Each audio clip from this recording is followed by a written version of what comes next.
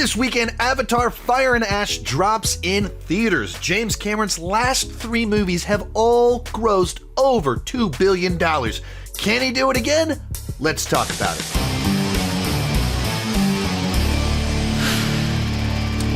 Hi, my name is Sean, and I love to talk about movies and TV way too much. With that in mind, go ahead and join me down below in the comment section.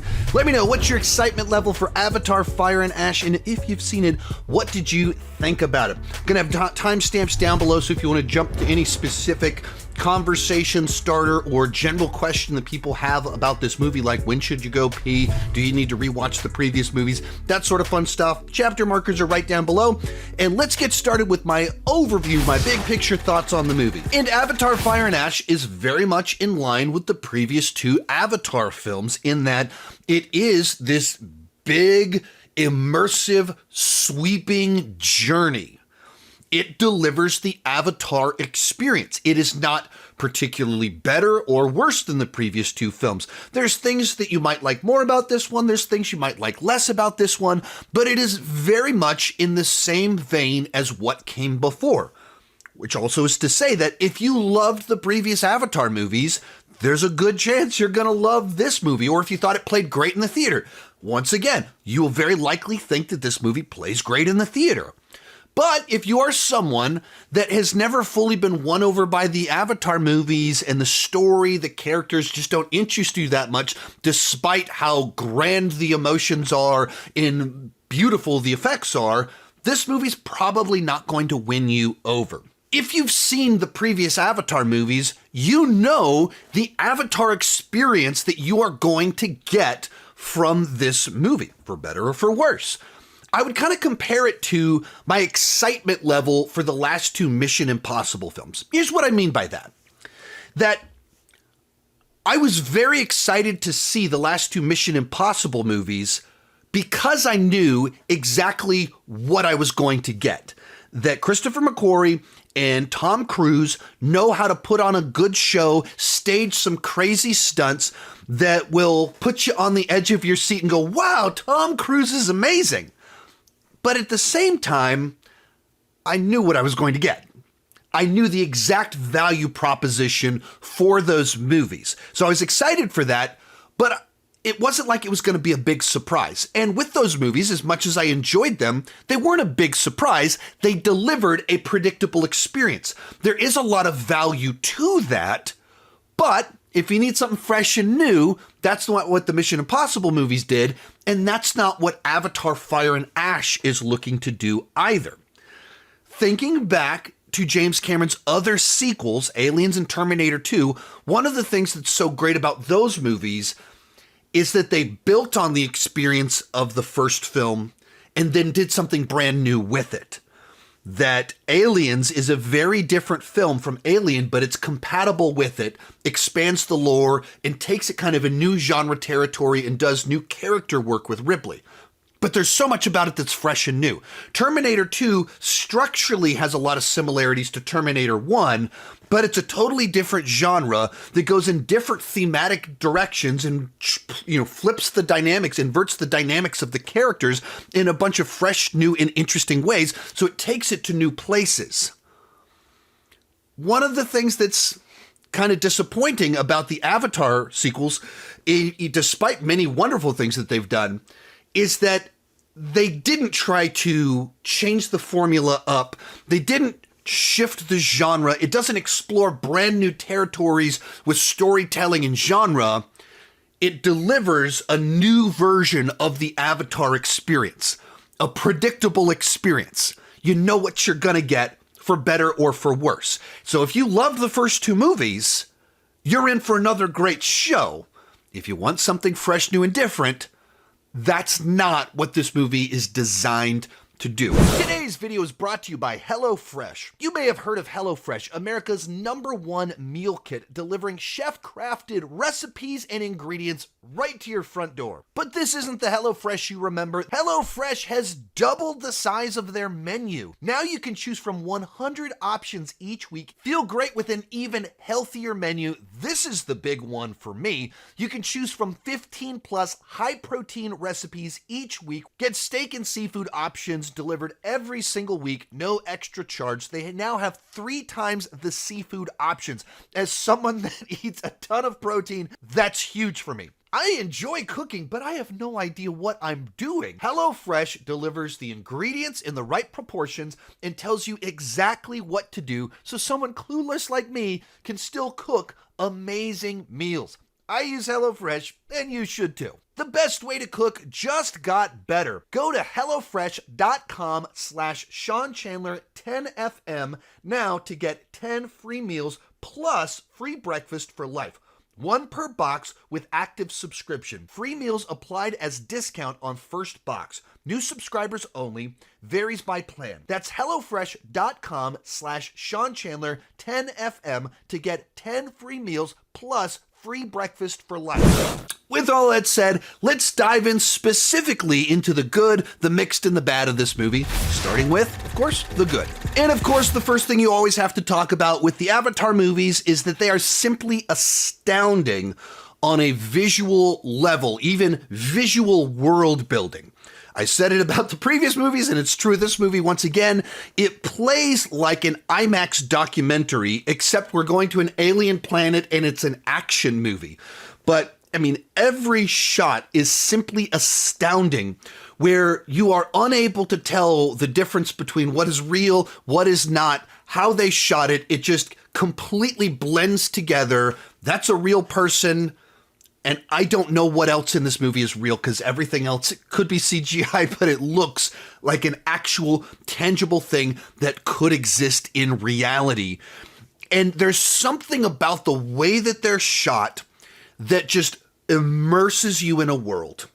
I don't normally like 3D, but the Avatar movies are kind of that one exception where there is just this certain immersion to it. I'm going to a distant planet, and James Cameron literally spends years developing the tech, the shots, and everything to make the film just have this depth to every shot, thinking through every detail so that you're just looking around at all the small things, and they matter because they've spent so much time building out visually the world that we will be exploring.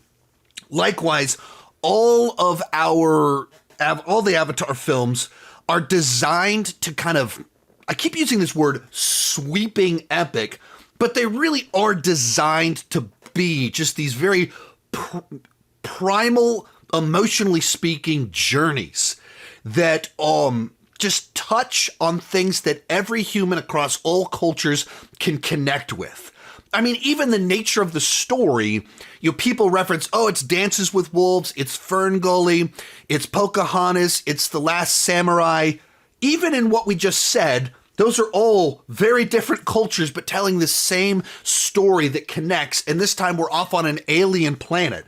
So it's sci-fi action, but it's also very primal. It's very universal. And it's telling these stories about a family, about death, betrayal, building connections, connecting with your children, getting your parents to understand you, fitting into society, being outcasts, being rejects, conservation of planets, brutality and wasteful capitalism towards the environment. Like, these are all these grand things put in this sci-fi setting, and it just kind of touches on all of them on this level that is just meant to just hit your emotional core.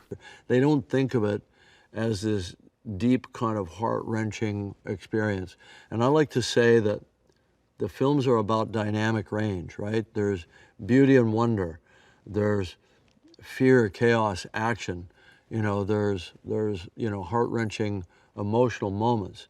And I think that is even more so true in Fire and Ash. Once again, you get that here. There's a sequence in this movie where my wife had to make her bathroom on, so she jets to the bathroom, and I was getting so nervous that my wife wasn't going to get back in time for the emotional punchline that was about to happen. The payoff of this journey that the whales have been on in the movie. And you're like, I felt this tension of, oh no, she can't miss it. It's going to be so good. because these movies just know how to crescendo into emotional moments, that they make you feel something that everyone is supposed to feel over betrayal, loss, slaughtering, dehumanizing. And there's a anger that you feel, and then the payoff that you get. It's leaning into tropes, it's leaning into formulaic storytelling, but it knows the formula so well, and it knows how to build that journey and pay off that anger, or pay off that frustration, or pay off that redemption. It pays off every arc, and it takes you on this journey that kind of gets you there. As for the action set pieces, once it, like, kind of that same point, like, James Cameron is just like a master craftsman of this sort of thing. And so you get these big, massive battles where you can follow everything that's taking place, and it knows all the right moments to give you a victory, to give you a setback. It's all there in, massive format. Probably the big standout action sequence for me is that there is one that takes place at the human compound, kind of a rescue mission that happens there. And simply because it is in the human space and not out in, the Pandora wilderness, the forest, or the water, it just stood out as different. And visually, we haven't had a sequence like that in the previous two movies. As for the characters, there was a lot of things in Way of Water they were set up and they didn't quite go anywhere in that movie. Some stuff with Spider, Quaritch, Sigourney Weaver's character. And essentially a lot of what kind of happened here is that James Cameron originally intended for 2 and 3 to be one movie. 2 and 3 were all one script at one point, and it was just so jam-packed and mashed in that it didn't have any breath. I needed to breathe with the characters, so I split it into 2. So this really is essentially a part 1, part 2 story, that this is picking up right where Way of Water ended, but also there's dangling plot threads about, how they're killing the whales to get some serum, some stuff going on with Spider, the lore surrounding Sigourney Weaver's character. Like, all of that was set up in the first movie, and it's really paid off here. It's really explored here. Maybe somewhat for better or for worse, and when we get into the bad on some of this stuff. But all of it feels like we're going deeper on the character work and expanding what all of it meant. And we're like, Quaritch's character evolves a lot in this movie, where obviously he was, reborn in this avatar body in Way of Water, but he was kind of on such a mission that that piece didn't really evolve him that much. And you start to much more see the evolution of him being different. That what would Quaritch do if he wasn't human anymore? And he's kind of this rogue soldier on a mission. What would that look like? It also plays around with character dynamics of the situations that he finds himself in with Jake and with some of these new Na'vi tribes. You get to see his character from a bunch of different perspectives and angles of how he's changing and relating to different people. So that's where you kind of see some of the changes in the formula here. I talk in broad terms about the emotions of this film, but because it's following up the second movie that ends with the death of a family member, this movie very much is kind of this story of grief, anger, revenge. And James Cameron, kind of discussing the film, he said the title is actually a reference to the themes of the movie, and Fire and Ash representing the themes of the movie. Where in your psyche or in your being did Fire and Ash come from? I think it came from my feeling that we need to be more in touch with our empathy, and it's about the cycle of hate and loss. Now, of course, we do introduce a new Na'vi tribe that do kind of come from this scorched earth section. They do love fire, and there are a lot of fire visuals, and we go visit them, and it's like going to Mordor on Pandora. And so you get some new visual cues and a focus on fire in the movie, in the context also of more water. So you get cool imagery out of it too.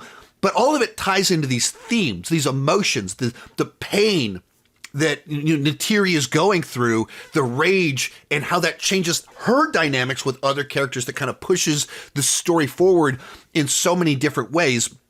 And it's one thing that James Cameron once again has talked about is how he made a story like they shot this movie 7 years ago and it's coming out now. And he's like, there's so many ways in which this story, I think, is more just as important now as it ever would have been, of just trying to pull people together in these polarizing times. And it's a story of people trying to overcome their anger and rage over all the ways they've been wrong.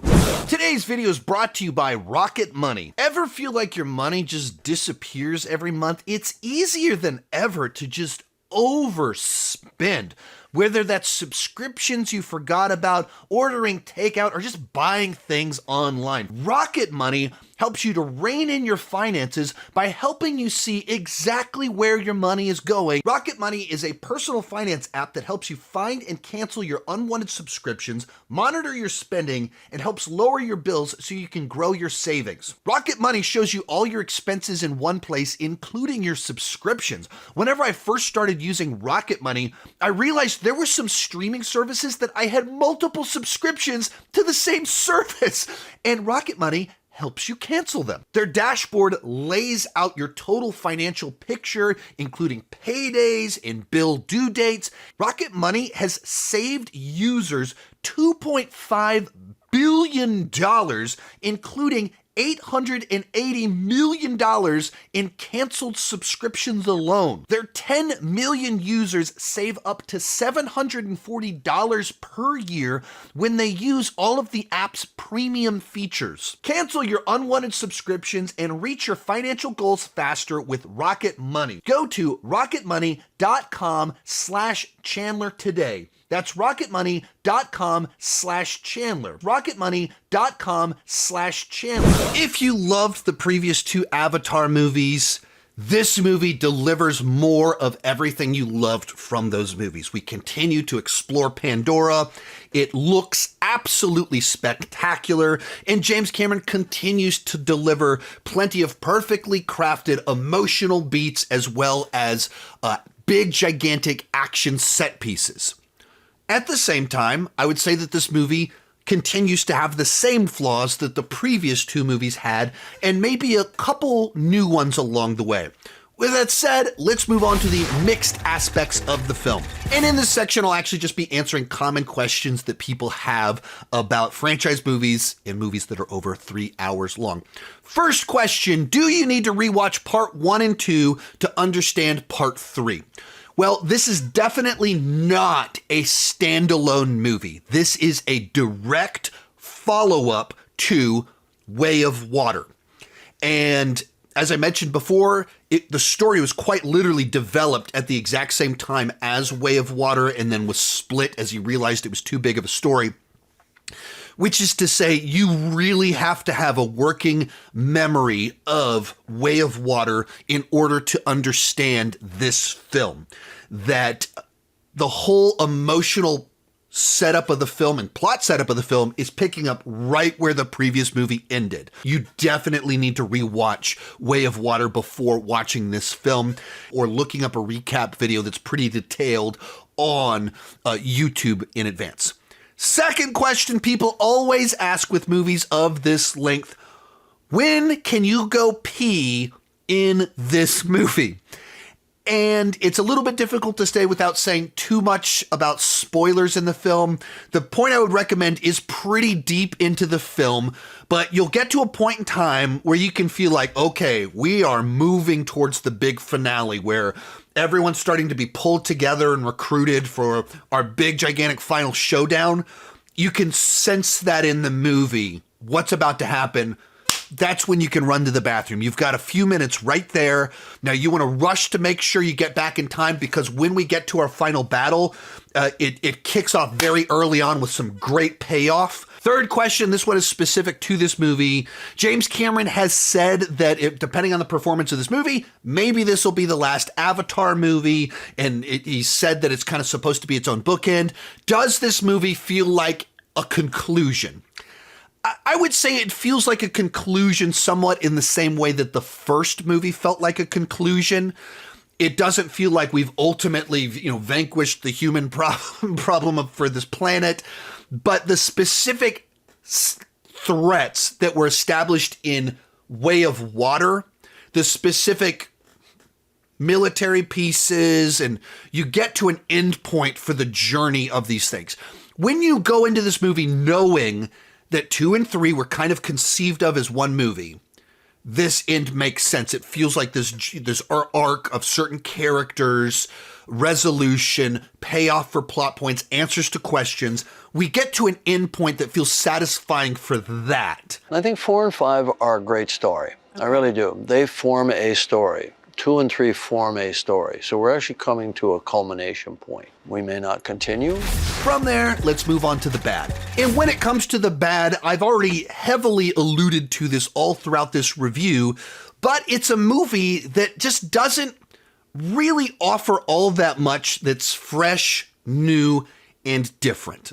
Like, we're seeing the fire and ash Na'vi, or the evil Na'vi over there that feels scorned. That is something different in a sense, but it's like different by addition. It's like, oh, one more thing that's just kind of different from what we've already seen, or we're shuffling character dynamics a little bit. But what you're not getting in this movie is anything that feels like we're turning this thing on its head. We are re-envisioning Pandora. We're changing the rules. The genre has shifted. No. We are playing in the exact same space that we have played before.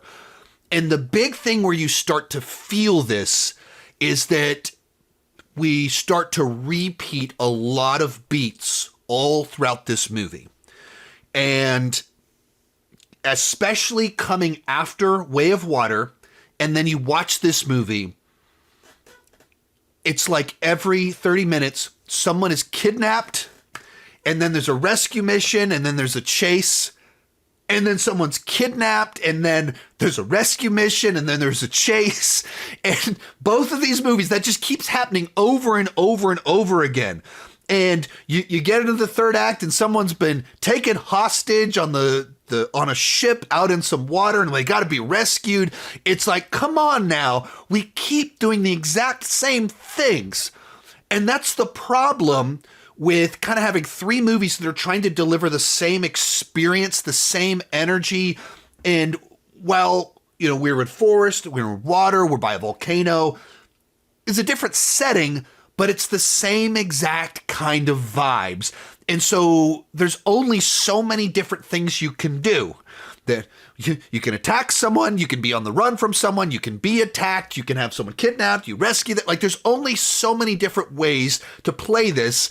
And when you're doing, 3-hour movies, we've done 9 hours on Pandora, there's only so many options on the table. And so we're starting to repeat the same beats over and over again.